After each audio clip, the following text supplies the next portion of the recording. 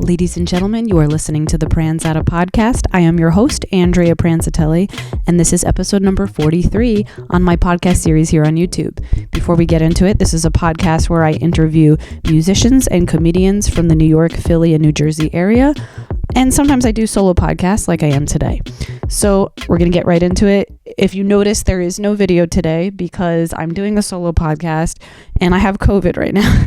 So I had a guest planned, but obviously that had to get canceled because I didn't want to put him at risk. So that's pretty obvious there. And I could have I actually wouldn't have minded filming myself looking like absolute dog shit right now while I have COVID, but the video is due today and there would have been absolutely no way for me to upload that on time. The audio is the easiest part of doing a podcast. The difficult part is the video. That shit takes it's not so much editing the video that takes a long time, it's more so uploading it. I don't know what it is, but I feel like the technology still isn't caught up yet with uploading videos on YouTube. It takes forever. I mean, I don't know if that's just because I have bad internet, but anyways, so I was actually planning to, I don't mind doing a solo podcast because I kind of like checking in with you guys about how I'm feeling, how I'm doing.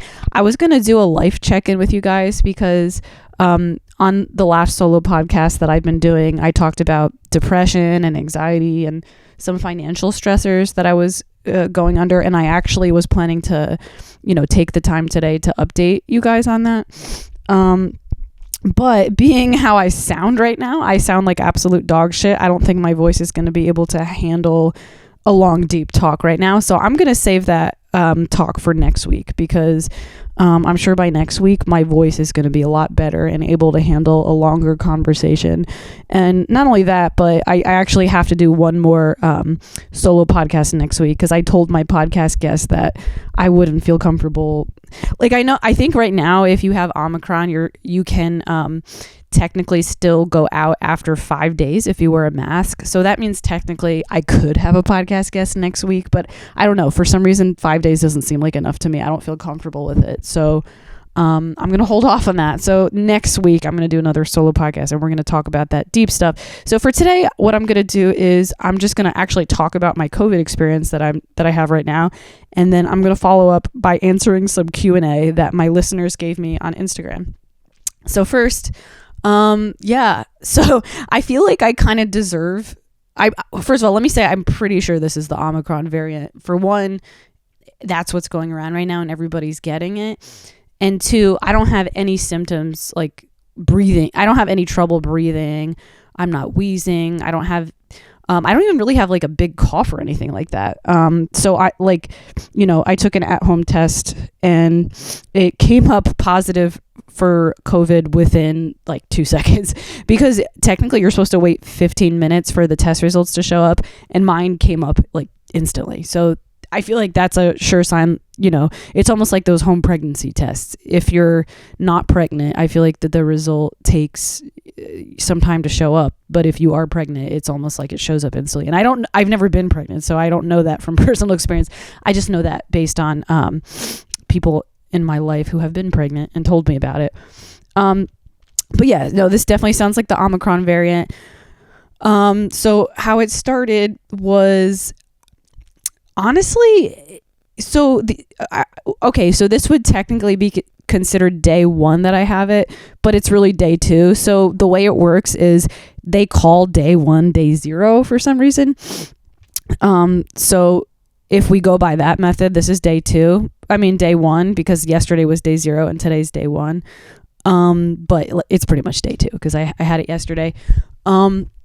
So 3 days ago, I felt sore muscles and really tired, but I honestly didn't think anything about it because for one, I work out a lot and I've been doing heavy workouts. So I thought that's why my muscles ached. I was like, oh, I did a really hardcore workout today. That's why my muscles ache. I didn't even think anything of it. And it's funny, my muscles ached in all the places that I did my workout. Like I did a heavy glute workout and my glutes were aching and my thighs were aching. So, probably it was a combination of the workout and the COVID. It was probably like the COVID was exacerbating those already existing symptoms, you know? And then I felt really tired, but again, I didn't think anything of that either because I didn't sleep the night before. And then I had to drive that day on no sleep about an hour and 15 minutes. So even more, I had to drive an hour and 15 minutes in the morning, and then I had to drive to work, which was like 35 minutes, and then back home from work. So again, okay, I didn't sleep the night before. I drove a lot that day. That's why I was tired, right? But then I had a podcast guest booked that day, and literally like 3 hours before he was supposed to show up, I randomly texted him and I was like, hey dude, are you already on your way here to my house? Because I feel really, now again, backtracking a little bit, I had felt shitty all day, but I didn't think anything of it because like, again, those symptoms that I had, those sore muscles and the tiredness, there were totally logical reasons for that. And I didn't feel like feverish or coughing otherwise, you know? Hold on, let me just sip my tea. I put the mic really close to my face while I was sipping that for you ASMR freaks. But no, yeah, I didn't even like, I could have texted him way earlier in the day, but I didn't think there was anything wrong. And I'm not someone who cancels things. So I was like, oh, I'm the one who didn't sleep last night. I had to drive. It's my fault that I booked a guest, like knowing I had to do those things. So I'm not going to let him suffer for that and cancel his podcast. I'm just going to tough it out and do the podcast really tired, you know? But again, all of a sudden, like I snapped my finger, like it felt like I snapped my fingers, and the tiredness that I was feeling that day just went from like, I was like 3 out of 10 tired, and then all of a sudden I was like 10 out of 10 tired. And it seemed to happen almost instantly. And it happened like 3 hours before he was supposed to show up to my house, the podcast guest. So I texted him and I was like, hey, are you on the way to my house? I know this is super inconvenient, but I feel really weird right now and I'm stuck at work and there's no thermometer here or anything like that. So I don't know if I have COVID. I don't know if I'm sick. I have no clue, but I would feel more comfortable canceling because if I am sick, I don't want to expose it to you. You know what I mean? But I was like, right now, I can't tell because I don't have a thermometer to take my temperature. I just know that I feel really weird right now. And he was like, he kind of still wanted to come. He was like, I'm not really afraid of viruses. I've been like, he said something like, I've been notorious for, you know, like avoiding viruses. And I was, but then he said, but if you're feeling sick, I don't want to force you to be entertaining, you know, to try to be entertaining while you're feeling like shit. So I'll let you make the call. So I was like, did you leave your house yet? And he was like, yeah. Keep in mind, this guy was coming from New York City, and he was coming from New York City, and he was already 50 minutes in. So at this point, he was 30 minutes away from my house and 50 minutes out of New York City. So I was like, oh my God, I feel so bad right now. I feel like the biggest piece of shit. I'm definitely a people pleaser and I don't like letting people down. So it was really a tough call. But then I thought about it and I had to make a quick decision because he was like driving, you know. I'm sure he was pulled over at this point, or maybe not. I don't know. But I was like, listen, I'm so sorry, but I really feel like I should just cancel. I don't feel right. I don't want to expose it to you. And at the end of the day, even though I'm really wasting your time right now by making you drive home, I would be really wasting your time if you came all the way here and we did the podcast while I'm feeling this way, because I have nothing in me. Like, there is nothing I can give to this podcast. I was really anxious at the idea of having to be entertaining while feeling that way. I feel like I get a lot of anxiety around that type of thing. You know what I mean? So I made the call to cancel.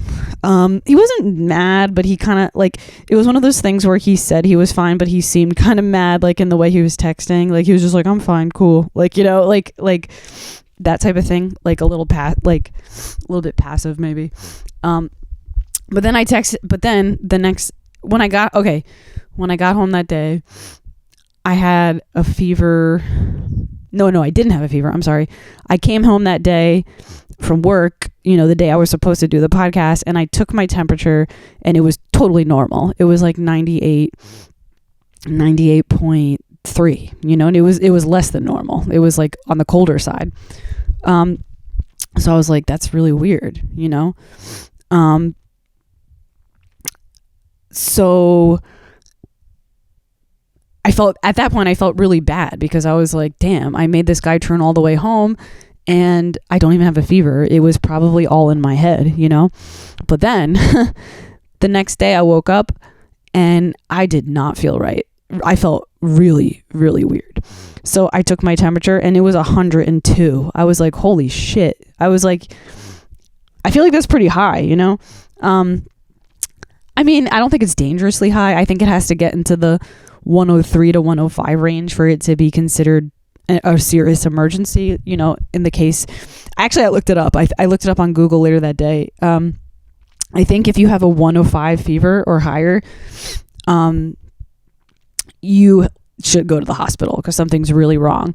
And then in the 103 to 105 range, like in between there, it's kind of like you don't have to go to the hospital, but you should really keep your eye on it. Like, keep your eye on it, because if it's already up to 103, 104, it could get to that point where it goes up to 105, 106. So I don't know. It was kind of scary seeing it at 102 because I was thinking like, okay, it's getting close to that 103 to 105 range, and I felt horrible. You know what I mean? I felt really bad, but I still,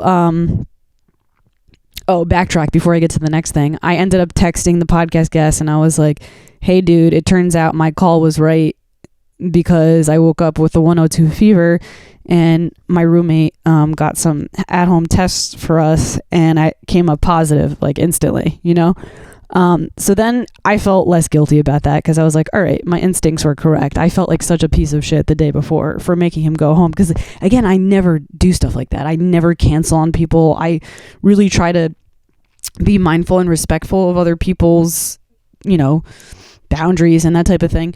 So I felt like such an asshole for canceling on him because I was tired. I felt like a weak little bitch. You know what I mean? I was like, I didn't even have a fever when I got home and I really couldn't make it work for this guy. Like, I'm such an idiot. I suck. But no, my instincts were 100% correct. I really, truly felt that tired. So anyways, so yesterday was the day where I had that 102 fever.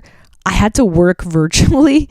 I didn't have to. I chose to because I work at a music studio 2 days a week. And I told him that morning, hey, I tested positive for COVID. I don't know if I'm going to work virtually later. Clearly I can't come in person, but I'm trying to figure out like if my fever subsides by then, I can definitely work and just tough it out.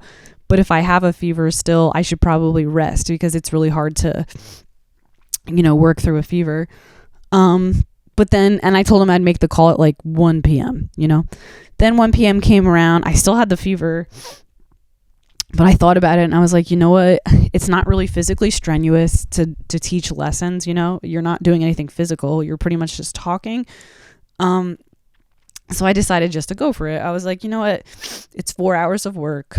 It's not like an 8-hour work day. It's not physically strenuous. I can kind of lean back in my chair, which I did. I kind of put my chair back and my office chair has the ability to go completely in resting position. So I put it in half resting, whatever degree that is. Somebody put that in the comment section below.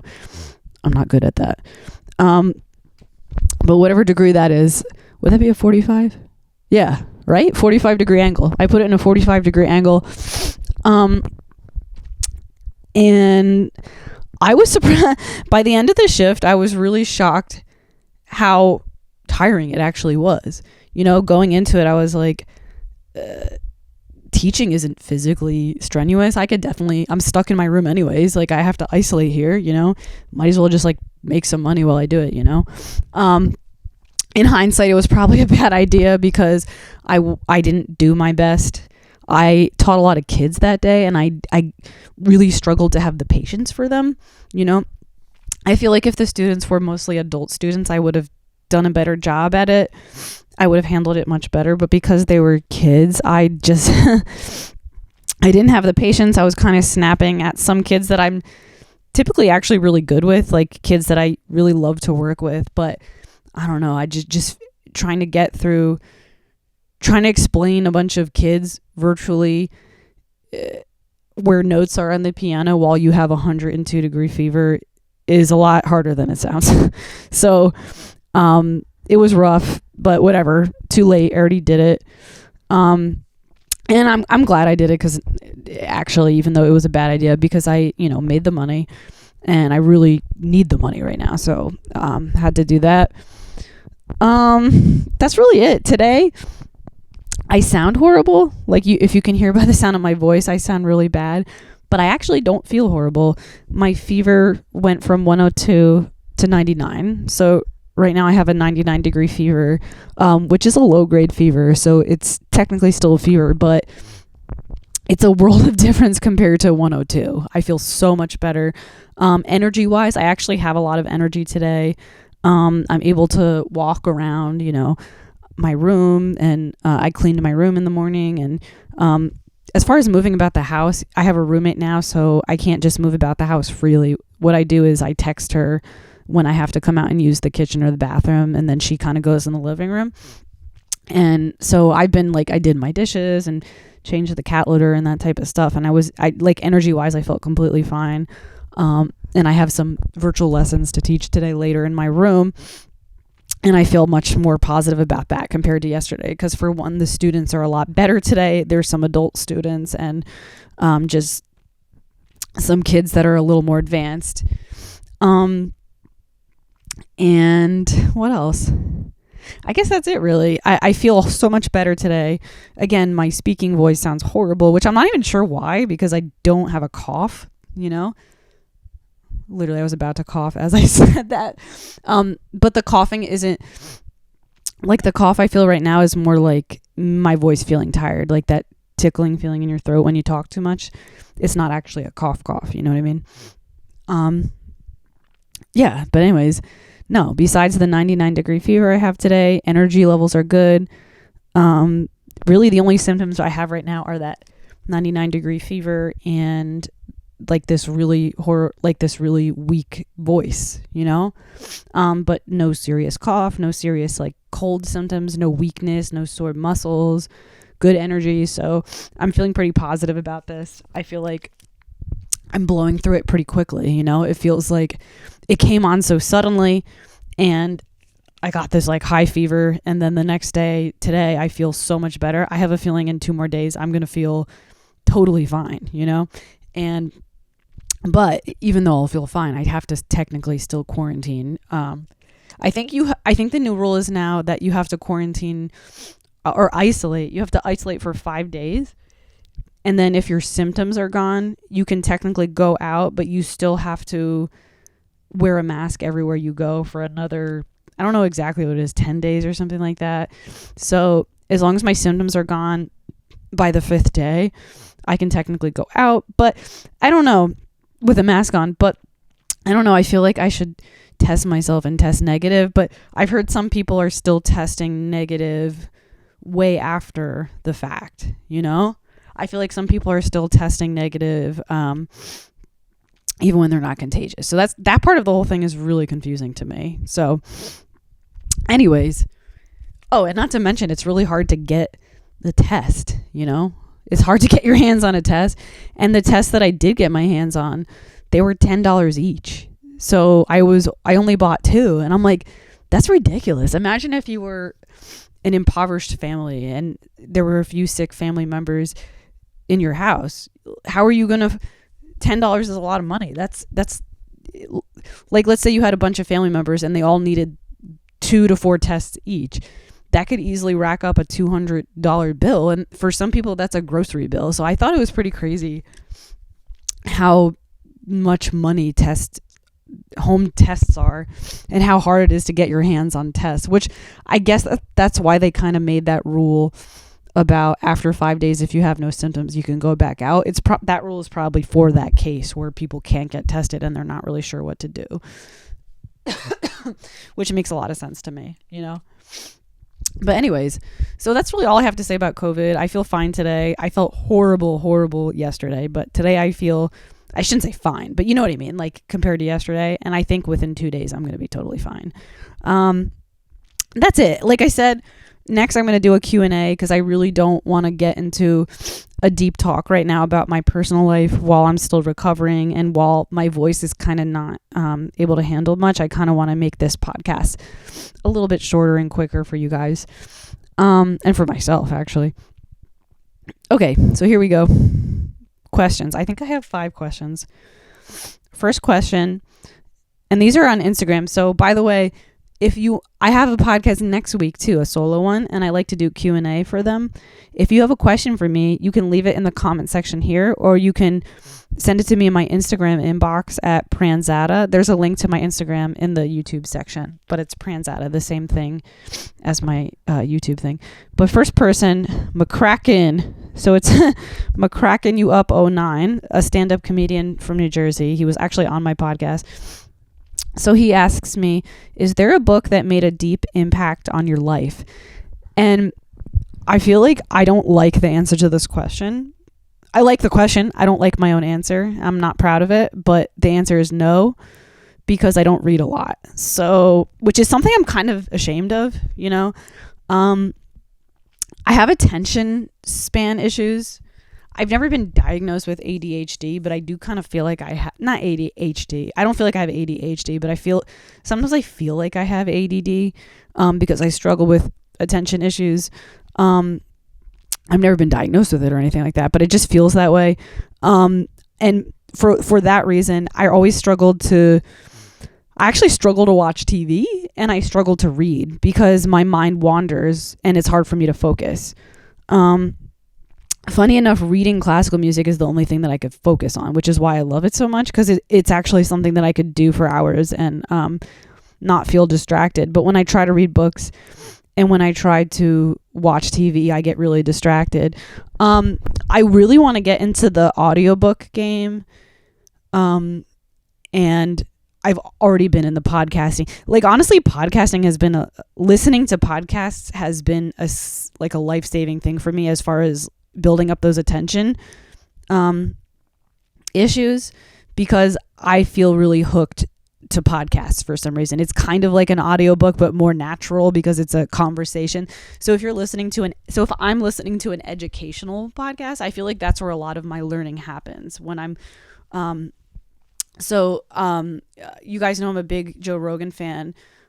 Sometimes Joe Rogan has on guests that are like doctors and physicists and that type of thing. So I feel like I've learned a lot from that whenever he has on. Obviously, not all his guests are educational, and Joe Rogan himself isn't educational. He's a comedian, and a lot of his guests are comedians. So in those cases, it's not educational. It's just entertainment. But there are times where he has on doctors,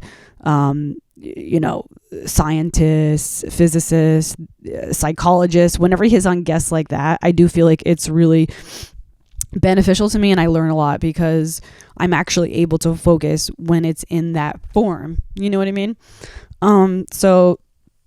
But yeah, no, I can't honestly say there's a book that has made a deep impact on my life because I struggle to read.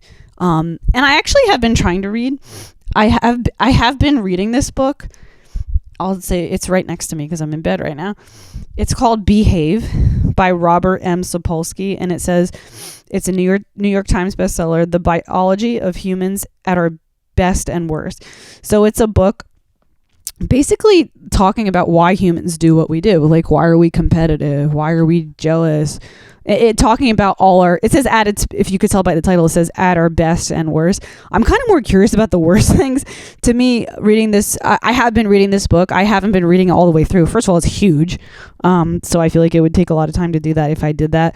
But I have been kind of slowly reading through it and taking in whatever I can according to my attention span. And I've been really enjoying it so far. It's been kind of like, it's been therapeutic for me in being more forgiving about some of my own behaviors and being forgiving towards people that I've held grudges against in the past, because it's a scientific and biological explanation of why people do things, you know? Anyways, that answers that question. Next question is by Alejandro Ataucusi, who is also on my podcast. He was like the episode number 2, I think. What is your he asks me, what is your take on the 10,000 hours to mastering something rule? I mean, I feel like that's so specific, you know, like 10,000 hours. I don't think there's an exact number, but I think the gist of it is you have to do something a lot to get good at it, you know? I think you have to do something a lot and consistently to get good at it, you know? I can tell you that for a fact because I play piano, I do comedy. If I don't practice those things consistently, also, okay, let me backtrack a little bit. I also think that I kind of tend to think that the 10,000 hour rule wouldn't work if you weren't doing it consistently. Like if you did a whole bunch of hours one year and then took a year off, I feel like that wouldn't work, you know? So again, I feel like that 10,000 thing is kind of like, it kind of makes sense. I don't know, man. It's hard for me to say because I'm not a scientist. I don't know. I've never done studies on it. I've never read studies on it. But I feel like it's probably a decent estimate. And I feel like at the end of the day, you need to do something a lot for a long time and consistently. And I'm sure it would be hard to do 10,000 hours of something if it wasn't consistently, you know what I mean? Because that's a lot of hours. So one can kind of assume if you've put 10,000 hours into something, that means you've been doing it a long time, you've been doing it consistently, and you've been doing it that's it, a long time and consistently. You know, they say in comedy that you have to do it regularly for 10 years in order to get good at it. They say the same thing about music. I'm pretty sure they say that 10 years also. They say to be a good musician, you need to do it 10 to 20 years consistently. And then you'll really see progress. And honestly, I can attest to that because I have been doing music pretty consistently. The only time I took off is when I had an injury. I had to take a long time off because of that, but I got back to it, you know, immediately after I recovered. I had to take like a year and a half off because of that. But once I was done, you know, recovering that injury, I went right back to it and I've been consistent ever since. And I can honestly tell you, I really do see the progress building year after year. You know, I get better at it every single year, and I really see that with music. I don't see it with comedy because I've only been doing comedy for a year, and I've had some serious financial issues this year that made me not be able to do open mics consistently. So I'm aware of that, and we're going to talk into more depth about that on my next episode when I talk about it. But yeah, I don't know. That's a long answer. Short answer to your question. I don't think there's exact science. I don't think there's like, oh, once you've reached 10,000 hours, you're officially a master. I think that's just kind of like a ballpark number to basically say, do something a lot, do it consistently, and put a lot of work into it, and then you will get good at it. I think that's a fact. And when you put in those hours, they have to be mindful hours. You know what I mean? Because I can play the same goddamn thing on the piano every single day without having any new goals. Like I have to set a goal every time I do something on the piano. You can. I hate saying cliche things, but this is actually true. In piano or music or any other thing, it's not just piano and music. They say practice doesn't make perfect. I said that weird. Hold on, let me say it again. Practice doesn't make perfect. Perfect practice makes perfect. So that's actually true. When you practice, you have to actually set real goals. I personally believe in having the guidance of a teacher. I still have teachers. I have 2 teachers, 3 actually. I have a vocal teacher, I have a classical piano teacher, and a contemporary piano teacher. And I swear by it, because how are you going to get good at something if you don't have somebody better than you telling you where you need to improve? You know what I mean? You can practice, but if you're just practicing shitty, well, then what the hell good is that, you know? Anyways, moving on. Encanto. This is by I don't know how to pronounce this, but I'm assuming the J is silent because He's Spanish. So Alhes 18. Alhes 18. It looks like Alges 18. That's the American way, but it's probably Alges 18. He asks me, Encanto, what do you think of the music and the music composition of the soundtrack? I haven't seen it yet, but I teach vocal lessons, and a lot of my not even a lot of them, just one. Two. Two of my young students have brought up Encanto to me and told me how great the music is.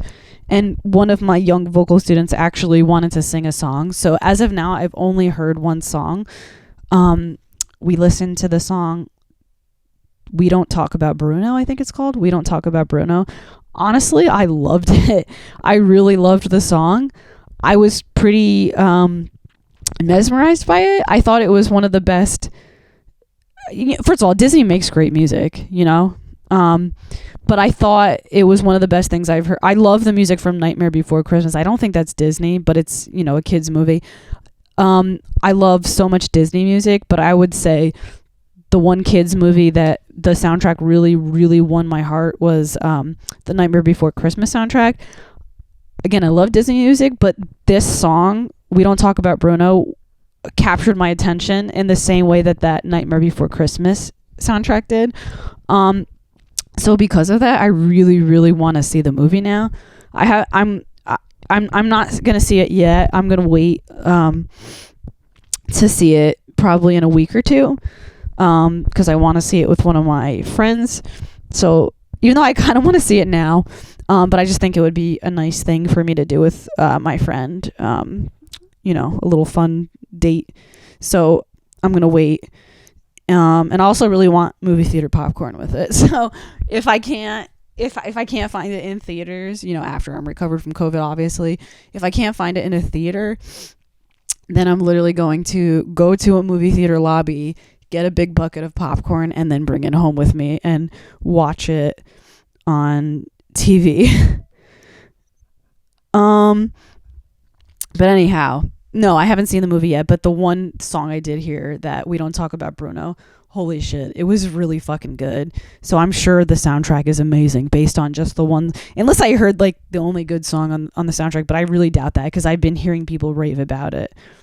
There were just interesting melodies and interesting chord changes. It was really sophisticated musically wise, in my opinion. And it's funny. It's so funny. I'm going to keep this short, but I keep having more thoughts. But I was going to say, it's so funny how lately I've been getting into Latin piano in general. So it's kind of funny how it's all tying itself together. Where I started learning this one Latin thing, and then all of a sudden Encanto popped up, and there's a lot of Latin music in that. And then my one student wants to learn this Latin. So I'm like, this is so weird. I keep getting thrown all these Latin music things at me, Anyways, that answers that. Next, I have two more questions. The next question is from Lazy-Eyed Wanderer. He responded to your question. Oh wait, no, I'm reading the wrong thing.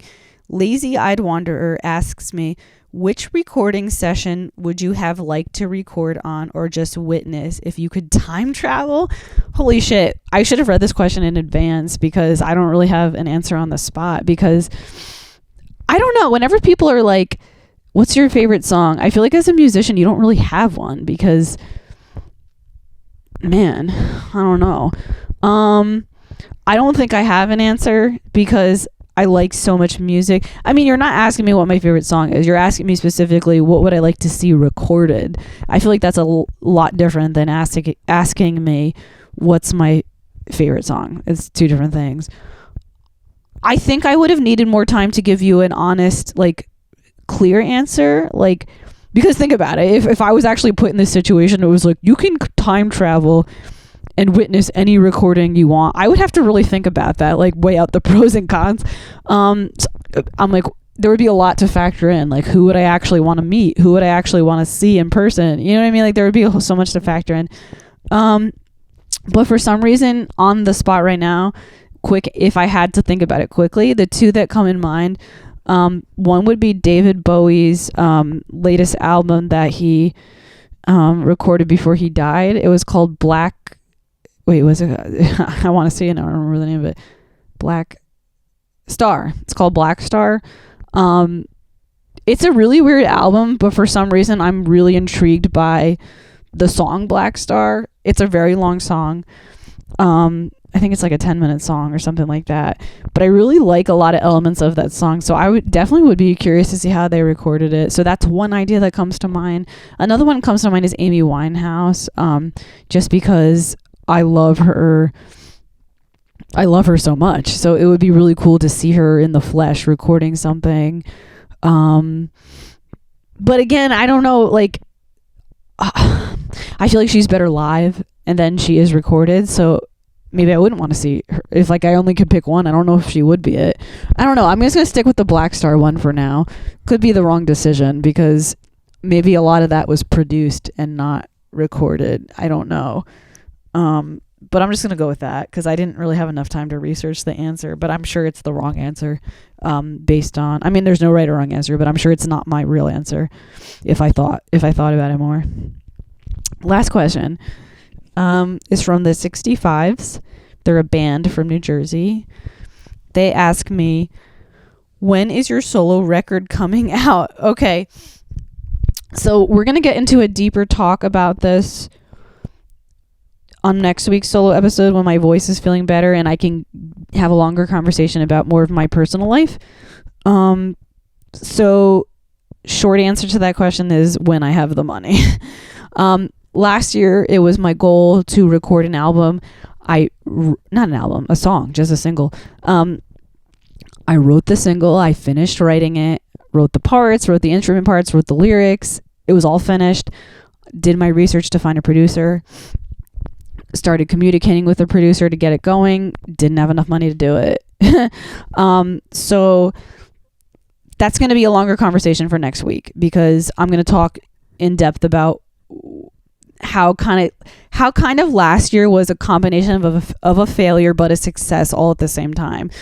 In a nutshell, last year I succeeded in many ways in my personal life, but none of those ways were the ones that I expected. Like I had to set really specific goals for myself last year, and there were a lot of those goals I couldn't meet because of monetary issues. So that was a bummer. But I also completed a lot of things that that weren't even on my list or I didn't even expect to complete. So I wouldn't say last year was a failure, but the money thing was kind of a failure last year. So the answer to your question is as soon as I have the money. I would love, if I had the money, I would be in this isn't a matter of laziness or anything like that. If I had the money, I would be there right now. I'd be doing it all day. I would be there right now recording it.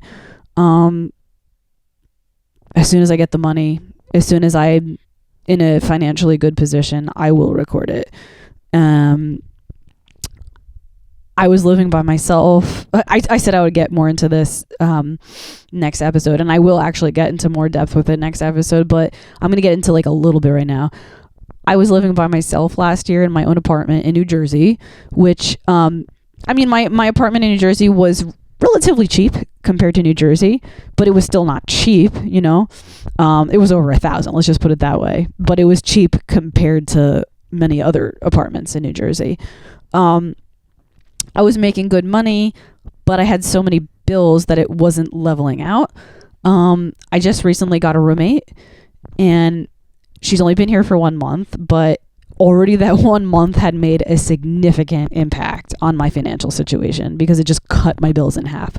So it's not an overnight fix. It's going to have to be several months of her living here for me to see myself at a point where I'm starting to save, you know, because the first month she was here, I was able to pay off some debts that I had been holding off, which was such a good feeling. But it's going to be like a slow roll. You know what I mean? It's going to be like, all right, this month pay off these debts, next month pay off these debts. And I think maybe one more month after that, pay these debts. And I think after that third month, then all that extra money that I was using to pay off debts could actually go towards savings. And at that point, it'll be a matter of, okay, how much does recording a single cost? Can I find an affordable producer? I will say this, at this point, the song that I wrote, I don't even know if I want to record that one anymore, because it's been so long that it's not even in my heart anymore. So it could be kind of meant to be in a way too, where it's like I had planned on recording this single, I put so much work into it, but like I don't even feel the song anymore emotionally because it's been so long, you know. So I might even like write and record a completely new song.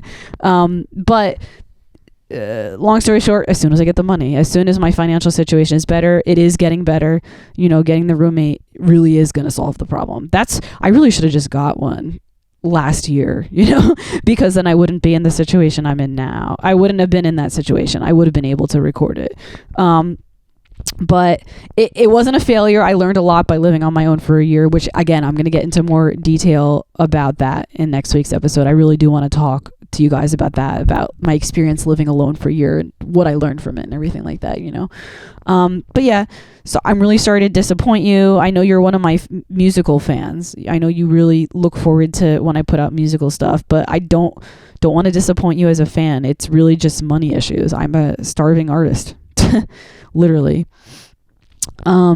Anyways, that's all I have for you guys today. Again, like I said, I don't want to go crazy because I really need to let my voice recover. But I feel good enough to record it. I don't feel terrible. My voice just kind of hurts a little bit. And that's it. That's the Pranzata podcast, episode 43. If you enjoyed yourself today, don't forget to hit subscribe. Don't forget to comment. Don't forget to hit like. I really, you know, my goal this year is to get 1,000 plus subscribers on this channel. I'm doing pretty good. I have close to 300 now, which, you know, it's not 1,000, but it's the ball's rolling and I'm feeling good about it. I'm feeling positive about it. And apologies, the podcast is usually more exciting with a live guest and with video, but because of COVID, I couldn't do that. I'm isolated and I didn't have time to make the video because I was super sick on the day that I was planning to make the video. But I wanted to get you guys a regular schedule and get you a podcast out by today. So here you have it. And that's it. Pranzata podcast. Have a good night. Bye.